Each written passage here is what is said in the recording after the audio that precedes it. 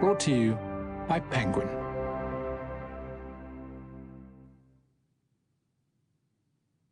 The Blood of Others by Simone de Beauvoir.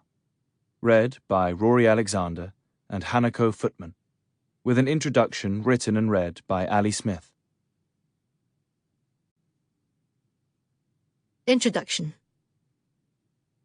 When I was 18, I read a great deal. I would read only as one can read at that age, naively and passionately. To open a novel was truly to enter a world.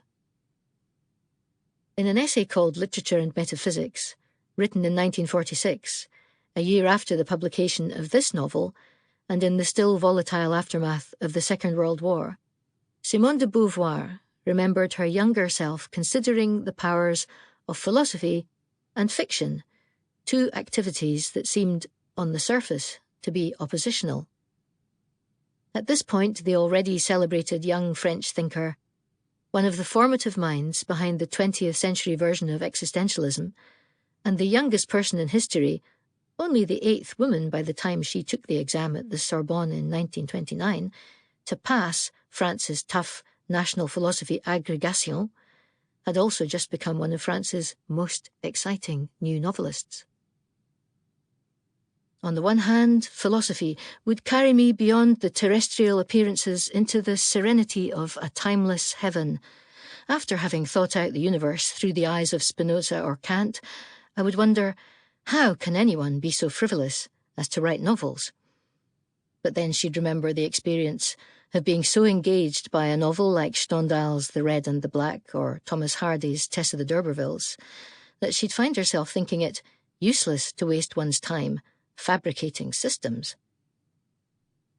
What was it about literature, about the frivolous act of writing novels, that could access the concrete temporal world?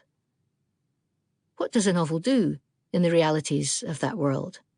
Might it be possible, she'd wondered since her student days, to find a form concretely to feel ideas, one which could reconcile temporal world with the mutable thought system? Le Sang des Autres, The Blood of Others, was de Beauvoir's second published novel.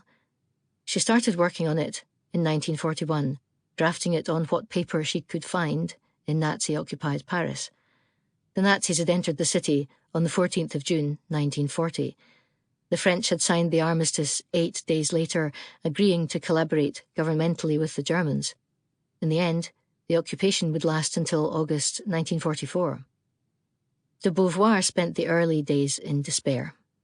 Then, one day, she bought a bottle of ink and a notebook and decided to trust in an afterwards. Her first novel had been accepted for publication in May 1940, a scant few days before the German invasion of France. L'Invité, She Came to Stay, is a story about performance and gender expectation in a radical ménage à trois, and in the end about how the objectification of others will lead to deadly solipsism, a theme that recurred in every plotline I sketched out, the mirage of the other, the existence of otherness. Now, in January 1941, literally living the sudden otherness of occupation, she made notes in her journal towards a new novel. Perhaps the following simple construction, 2 heroes, a man and a woman, with the point of view of each one. In the man's character, the theme of fault. In the woman's, the illusion of the recognition of consciousnesses through love, a novelistic subject about an effort at moral integrity in the sense of total assumption and reconstruction of the world, leading to the failure of facticity, relation of the social and the metaphysical. She decided on a structure of alternating chapters seen from the separate individual consciousnesses of her 2 heroes. If one chapter belonged to Jean, a young bourgeois, the boss's son, the following chapter would belong to her other hero, Hélène, a young sweet shop worker. This structure, simple and brilliant, puts them straight into formal dialogue with each other even before they know anything much about each other. She completed the novel mid-war, edited it alongside writing what would be her 3rd published novel, Tous les hommes sont mortels, All Men Are Mortal, a book about a man who's been alive for centuries and knows that immortality is pointless, dreary. Sample complete. Ready to continue?